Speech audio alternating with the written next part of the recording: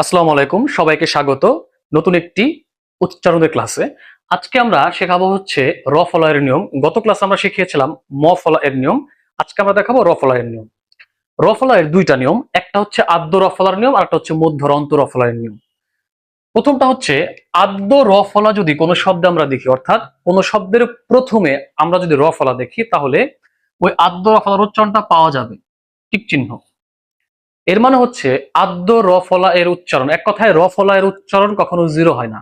র ফলা সবসময় পাওয়া যায়। র ফলা আদি মানে প্রথমে থাকুক, মাঝখানে থাকুক বা শেষে থাকুক, শব্দের যেখানে থাকুক না কেন, র ফলার উচ্চারণ সবসময় আমরা পাবো। তার মানে আদ্য র ফলার উচ্চারণটা আমরা পাবো টিক চিহ্ন।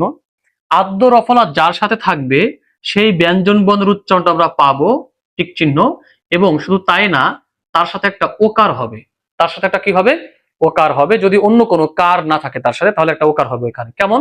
যেমন দেখো, এই শব্দটা প্রভাত। প্রভাত শব্দের প্রথমে একটা আদ্য রফলা আছে।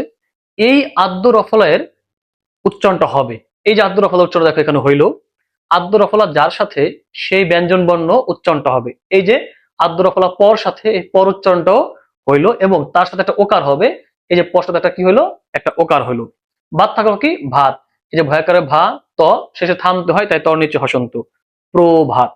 ওকে, একইভাবে তোমার হতে পারে প্রথম, একইভাবে হতে পারে প্রকাশ, এগুলো আর কি। এখন দেখো, 2 নম্বর নিয়ম হচ্ছে মধ্য আর অন্ত রফলা যদি কোনো শব্দ থাকে, সেক্ষেত্রেও তার উচ্চারণটা হবে টিক চিহ্ন। কারণ কি? আমরা জানি রফলার উচ্চারণ কখনো কি হবে না, কখনোই জিরো হবে না। রফলার উচ্চারণ আমরা সবসময় পাবো। তাহলে এই মধ্যর অন্ত রফলার উচ্চারণটা পাবো টিক চিহ্ন। মধ্যর অন্ত রফলা যার সাথে, তার উচ্চারণটা কি হবে? ডাবল হবে। আর মনে রাখবা, মধ্য আর অন্ত ফলাগুলোর কাজ হচ্ছে তার সাথে যুক্ত ব্যঞ্জনকে ডাবল করা। এটা ওর একটা সাধারণ কাজ। তাহলে ডাবল হবে যুক্ত ব্যঞ্জনটা। কেমন? যেমন দেখো, নম্রতা। নম্রতা শব্দের মাঝখানে একটা রফলা আছে। এই রফলার উচ্চারণটা আমরা পাবোই। রফলা যার সাথে সে ডাবল হবে।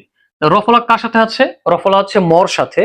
এই ম ডাবল হবে। এই যে মটাকে আমি ডাবল করলাম, ডাবলের প্রথমটাই কি হয়? হসন্ত।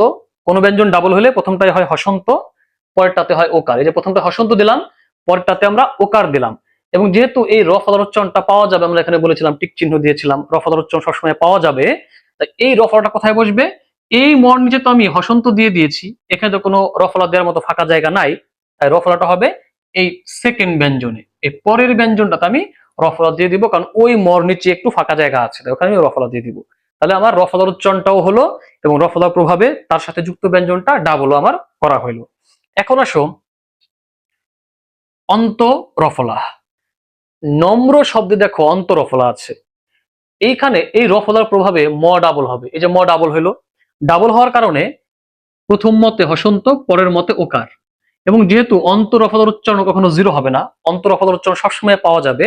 এখন এই রফলাটা কোথায় বসবে? প্রথম মর নিচে তো হসন্ত, এখানে রফলা দেওয়ার জায়গা নাই, তাই এই রফলাটা বসবে পরের মর নিচে যে বসে যাবে। তা হলো নম ম্র। নম ম্র, এ হচ্ছে আমার রফলার নিয়মটা চলে গেল। এখন আসো, তাহলে আমাদের কয়টা গেল? আদ্য রফলার নিয়মটা গেল, আর মধ্য অন্ত রফলার নিয়ম গেল।